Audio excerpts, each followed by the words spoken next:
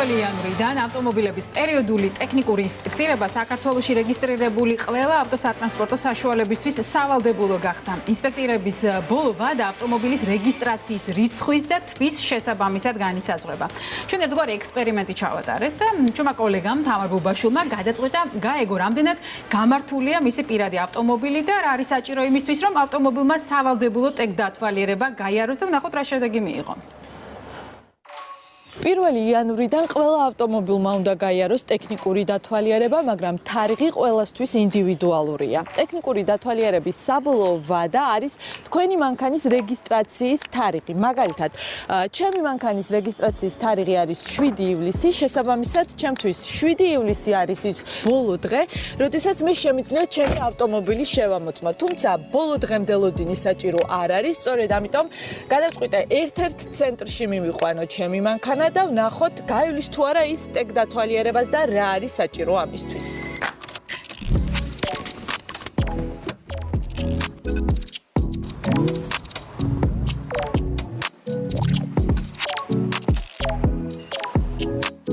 მთელი საქართველოს მასშტაბით 46, თბილისში კი 11 სერვის ცენტრი ფუნქციონირებს. ჩვენ მანქანის შესამოწმებლად ერთ-ერთი მათგანი ავირჩიეთ. როგორც ხედავთ, მოთხოვნა დიდია. ავტომობილის მძღოლებს რიგში დგომა უწევთ. მაგრამ თუ ლოდინი არ გინდათ, შეგიძლიათ წინასწარ ჩაეწეროთ. თანხას ავტომობილის ტექნიკური დათვალიერების დაწყებამდე ადგილზე გადაიხდით. პირველ რიგში ავტომობილს ვიზუალურად ამოწმებენ. ამ შემთხვევაში ჩემმა მანქანამ ვიზუალური შემოწმება ვერ გაიარა. ერთი ჭანჭი აკლია საბურავს, ამის გამო დახარვეზდება, გასარეცხია მანქანა, ამის გამო დახარვეზდება. ამის გარდა ავტომობილი არ უნდა იყოს ნაავარიები, დაზიანებული არ უნდა ჰქონდეს მინები და სარკეები. უნდა მუშაობდეს დამცავი ღვედი. მოწმდება მინების დამუქებაც. მიუხედავად იმისა, გაივლით თუ არა ვიზუალურ დათვალიერებას, მანქანის შემოწმებას მაინც აგრძელებთ. დიახ, გასაღები და მე შევიყვან მანქანას.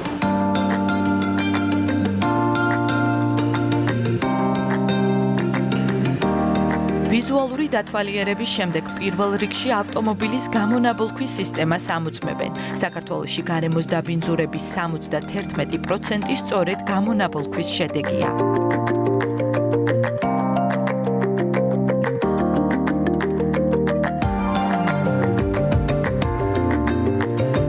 ეხლა შევამოწმეთ გამონაბოლქვი, თავისუფალ ბრუნვზე აჩვენა 0.42, დატვირთულზე 0.36. დღევანდელი კანონმდებლობით 0.8, ანუ 0.80 არის დასაშვები. თქვენმა ავტომობილმა გამონაბოლქვის ტესტი გაიარა წარმატებით. თქვენი ავტომობილი ტექდათვალიერებას ვერ გაივლის თუ ფარები დაზიანებულია ან ნათურა არ ანათებს. მარჯვენა საჭიანი მანქანების მძღოლებს კი წინასწარ ფარების დარეგულირებაც მოგიწევთ. ეს არის ევროპული სტანდარტი, რომელიც არის ლურჯი ფერის და ეს არის თქვენი იაპონური სტანდარტი, რომელიც დახრის კუთხე საერთოდ სხვაგან მიდის ზემოთ ამ მხარეს. დახრის კუთხე მათ აქვს საპირისპირო მიმართულებით და აბნევს შემხედრ მძღოლს. იმიტომ რომ ურტყავს თვალებში ამ დახრის კუთხის გამო. ამ შემთხვევაში ავტომობილის ფარები შესაბამის სტანდარტებს არ აკმაყოფილებს. ასეთ დროს ყველაზე რთული და ძვირადღირებული გზა მათი გამოცვლაა. მარტივად კი თქვენ შეგიძლიათ ან ფარები დაარეგულიროთ, ან სპეციალური ეგრეთ წოდებული სტიკერი დააკრათ. ამ ყველაფრისთვის მანქანის ხელოსანთან მიყვანა დაგჭირდებათ. ასევე მარჯვენა საჭიანი ავტომობილის მფლობელებმა პირველი ტექდათვალიერების გავლის შემდეგ საჭე მარცხნივ არ უნდა გადაიტანოთ. მარჯვენა საჭეს რაც შეეხება, თუ თქვენ გაატარეთ პირველად მარჯვენა საჭით. ამის შემდეგ უკვე აღარ გექნებათ საჭის მექანიზმის ცვლილების შეტანის უფლება, იმიტომ რომ შემდეგში უკვე ვეღარ გაატარებთ ტექდათვალიერებაზე.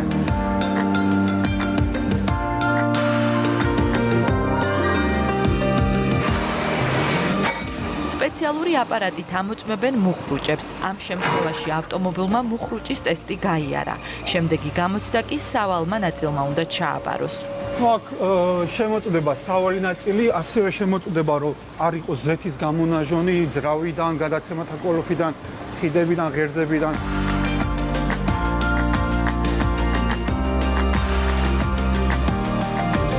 შემოწმების პროცესი დაახლოებით 20 წუთი გრძელდება. თუ ავტომობილი ყველა ამ პირობას დააკმაყოფილებს, თქვენ სპეციალურ საფუძს გადმოგცემენ, რომელიც დაადასტურებს, რომ მანქანა გამართულია.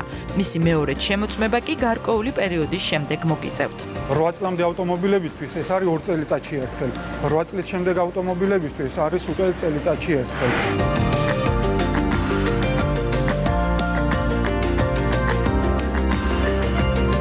იმ შემთხვევაში თუ ჩემს მსგავსად პირველ ჯერზე ტექნიკურ დათვალიერებას ვერც თქვენი მანქანა გაივლის, ყველაფრის გამოსასწორებლად მეორე შანსი გაქვთ. ამ შემთხვევაში ჩემმა ავტომობილმა ტექნიკური დათვალიერება ვერ გაიარა, ამიტომ მაქვს 30 დღე იმისთვის, რომ ხარვეზები გამოვასწორო და თუ ისევ ამ სერვის ცენტრში მოვიყვან მანქანას, ამ შემთხვევაში დამატებითი თანხის გადახდა უკვე აღარ მომიწევს.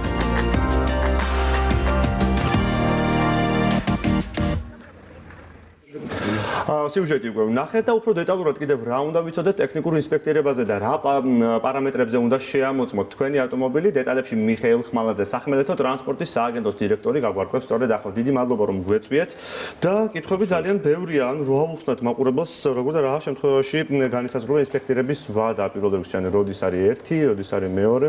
თქვით, მაგრამ კიდევ ერთხელ ვინც ახლა შემოგვერთა, იმიტომ რომ ამას ყოველთვის უფრო ემატება და ემატება მაყურებლები ასეთ თემებს. მოგესალმებით. პირველ რიგში ჩვენ უნდა ვნახოთ ჩვენი მანქანის სარეგისტრაციო მოწმობა, როდის არის მანქანა რეგისტრირებული საქართველოში, უნდა მივაქციოთ ყურადღება თვეს და რიცხვს.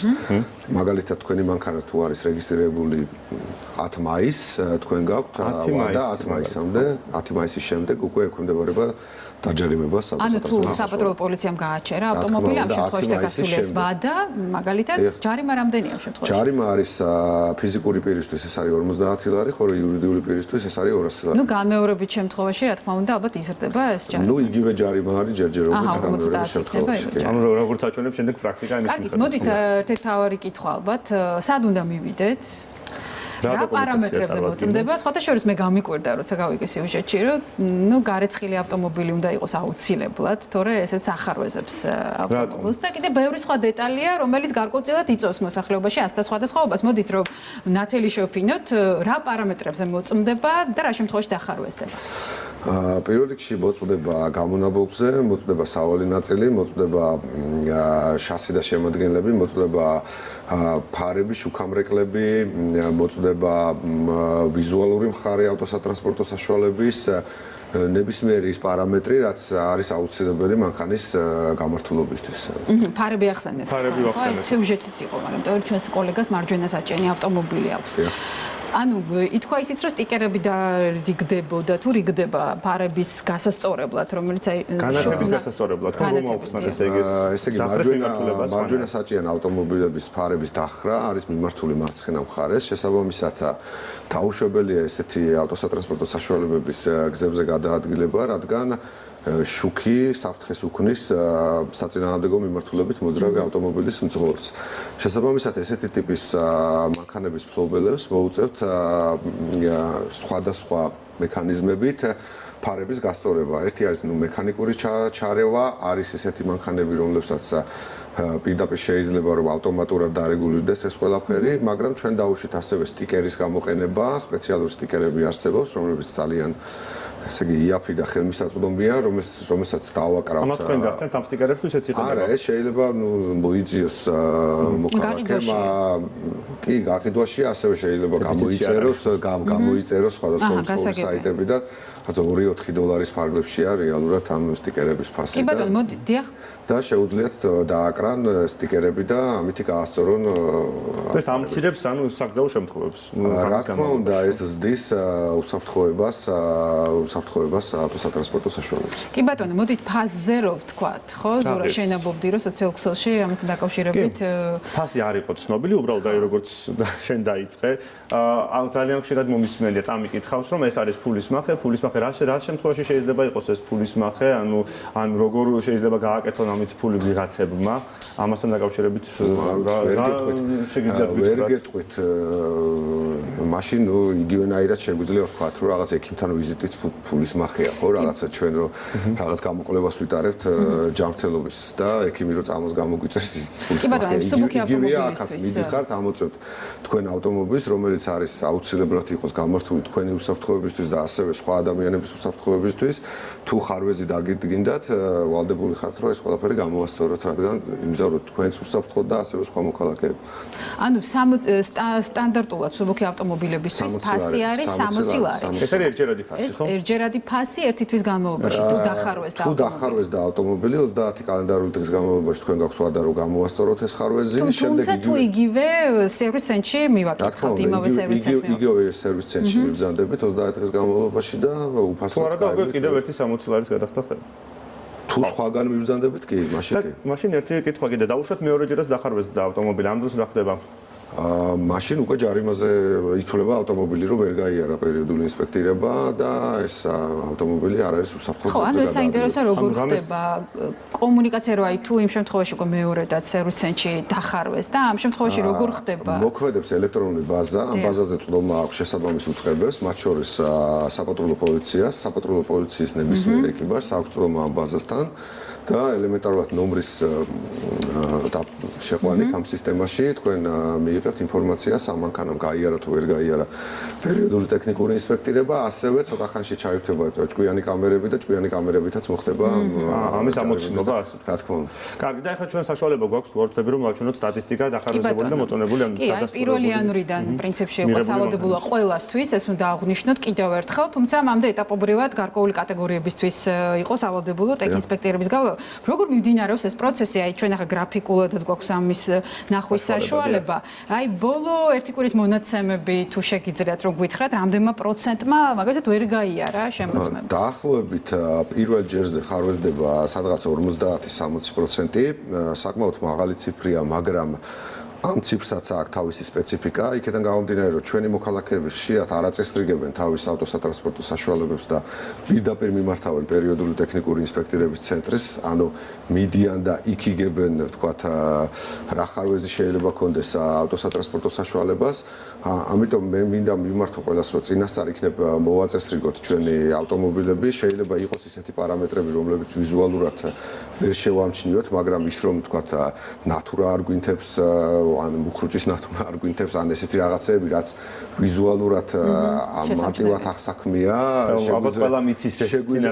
შეგვიძლია რომ წინასწარ ჩვენ თვითონ მოვაწესრიგოთ ჩვენი ავტომობილი და ისე მიმართოთ, ამიტომაც არის ვთქვათ ეს დახარვეზებული პროცენტი ძალიან მაღალი, წინასწარ არ ხდება მოწესრიგება. კიდევ რომ გავარკვიოთ, თუ არის მანქანების რაღაც კატეგორია ან დავშოთ ასაკი, რომლებზეც რეკომენდაციაც არ გაიცემა, რომ ის უნდა გადაადგილდებოდეს ქალაქში ტექნიკათვალიერების შემდეგ. არა, ესე არ არის. ყველა მანქანას აქვს თავისი პარამეტრი, რომელიც დადგენილია თავისი ქარხანამწარმოებლის მიერ. შესაბამისად, ასაკში მყოფი მანქანები 20-30 წლის მანქანები მოწდება თავიანთ პარამეტრზე, ახალი მანქანები თავიანთ პარამეტრზე. ხა არსებობს სხვადასხვა მიდგომები ამ მიმართულებით და არ შეიძლება რომ თქვა 20 წლის მანქანას იგივე პირობები. ანუ ესე ასაკის გამო ამ შემთხვევაში არ ხარვესდება. არა, ასაკი პერიოდული ტექნიკური ინსპექტირებასთან არაფერ კავშირში არ არის. კარგით. და კიდევ ერთ თემაზე გადავიდეთ.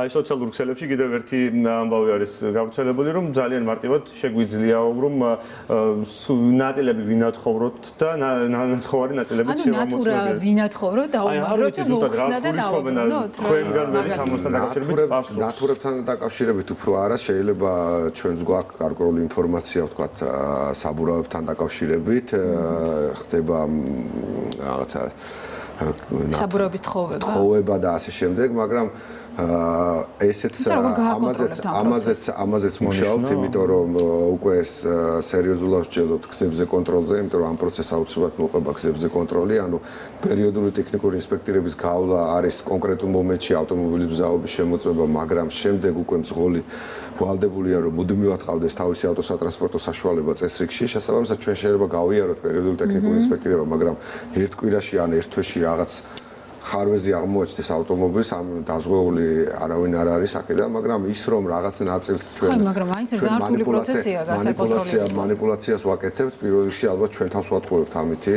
და იმ გზავრებს ვატყუებთ, ვინც ჩვენი მანქანით გზავრობს. ასე რომ ამის გაკეთება შესაბამისად პერიოდული ტექნიკური ინსპექტირება არ არის თქვა რაღაც მთავრობის რაღაც ანგარიში ჩავაბარო და გავიარო რომ წესრიგში ვარ პირველ რიგში ალბათ ადამიანი უნდა გზნობდეს თავის პასუხს გეგმებას და მაგრამ ბევრი მაგრამ არის ნუ მაგრამ ზუსტად ამ მაგრებზეც გვაქვს ჩვენი გადაწყვეტილებები და ამასაც უახლოეს ხანებში ძალიან საინტერესოა დღეს ქვეყანაში რამდენი ტექნიკური დათვალიერების ცენტრია და რამდენი საკმარისია ცენტრების რაოდენობა იმიტომ რომ რიგებით გასით ამბობენ დღეს გვაქვს 40 ტესტირების ცენტრი 99 ხაზით საქართველოს მასშტაბით უახლოეს ხანებში, ნუ რაღაც ერთ თვეში უკვე დაგვემატება დამატებით 26 ტესტირების ცენტრი 51 ხაზით. ეს უკვე სავსებით საკმარისი იქნება იმ მოთხოვნის დასაკმაყოფილებლად, რაც არის. კიდევ ერთი კითხვა მინდა დაგისვათ, ავტომობილების ინსპექტირების ორგანოების ასოციაციამ გააგრძელა სხვადასხვა განცხადება, ერთ-ერთ საიტზე გავრცელდა ონჯიზე მათი განცხადება, აქ მიიჩნევენ, რომ ტექ-ინსპექტირების ცენტრების უმეტესობა არაკონკურენტულ პირობებში იმყოფება ეკონომიკის სამინისტროს ტენდერში გამარჯვებულ კომპანიასთან. გარკვეული პრეტენზიები აქვთ ამათ თუ იცით ამ მათი განცხადების თაობაზე თუ ხართ ინფორმირებულები და თუ ეთანხმებით მათ პრეტენზიას ან თუ იზიარებთ მათ პრეტენზიას არაკონკურენტულ პირობებში ყოფნასთან დაკავშირებით. პირველ რიგში მინდა ვთქვა, რომ ეს არ არის კონკურენტული ბიზნესი, ეს არის საკმაოდ ისეთი ინსპექტირების სფერო, ზუსტად ამიტომ არის 60 ლარი, ანუ ყველასთვის არის 60 ლარი, სტანდარტი არის ყველასთვის ერთი. ანუ შესაბამისად ნებისმიერ ცენტრში ეს ტენდერში გამარჯვებული კომპანია იქნება თუ არა ტენდერში აკჭურვილობაზე, გამოცდილებაზე იყო საუბარი, ასევე 4 წლიან ვადა მიეცა მაგათ ამ ასოციაციაში გაწევრიანებულ კომპანიებს და ტენდერში გამარჯვებულ კომპანიებს 10 წლიანი მუშაობის უფლება გარკვეულწილად აი ამასთან დაკავშირებით აქვს პრეტენზია. არ არის სწორი, 10 წლიანი კონტრაქტი არის უბრალოდ საქმიანობასთან დაკავშირებით, მაგრამ აკრედიტაციის პროცესს ტენდერში გამარჯვებული კომპანიაც და არა ტენდერში გამარჯვებული კომპანია ერთნაირად გადის წელიწადში ერთხელ მაინც უნდა გაიაროს შემოწმება 20 წელიწადში ერთხელ მაინც თავიდან უნდა გაიაროს აკრედიტაცია ანუ არანაირად მე ვთვლი რომ პრაქტიკულად ჩვენი პრინციპი არის რომ ყველა არის ერთნაირ პირობებში ყველა ცენტრში უნდა იყოს ერთნაირი მომსახურება და არანაირი მნიშვნელობა არ უნდა ქონდეს მოქალაქისთვის რომელ ცენტრში ბრძანდება ხა ბათუმში იქნება თუ თბილისში აბსოლუტურად იდენტური მომსახურება უნდა მიიღოს. კი ბატონო და ინფორმაცია ტექ-ინსპექტირების შესახებ სად არის განთავსებული რო უთხრათ მაყურებელს პოლიჯიზედებს კიდე სად შეიძლება რომ ვამოწმოთ მუშაობს ცხელი ხაზი 1484 სადაც შეგიძლიათ დარეკოთ ასევე არის საინფორმაციო კლიპები ნებისმიერ ტელევიზიაში, ასევე რიგდება ფლაიერები მსხვილ ბენზინ გასამართ სადგურებში და ასევე მსხვილ სავაჭრო ცენტრებში, რისთვისაც ამ ხალხს გვინდა დიდი მადლობა უთხრათ ძალიან დაგვიყვნენ გვერდში და მოკეთ ინფორმაცია ხელმისაწვდომია, ასე რომ ჩვენი აზრით დიდი ხანია მიდის უკვე ეს კამპანია დაახლოებით 2 წელია და ჩვენი აზრით ყველა მის თუ რა უნდა გააკეთოს. კი ბატონო, მიხეილ ხმალაძე, სახმელეთო ტრანსპორტის სააგენტოს დირექტორი იყო ჩვენთან სტუმრად, საუბრობდით ტექნიკურ ინსპექტირებაზე, აქ ბიზნესი ახლები დასრულდა.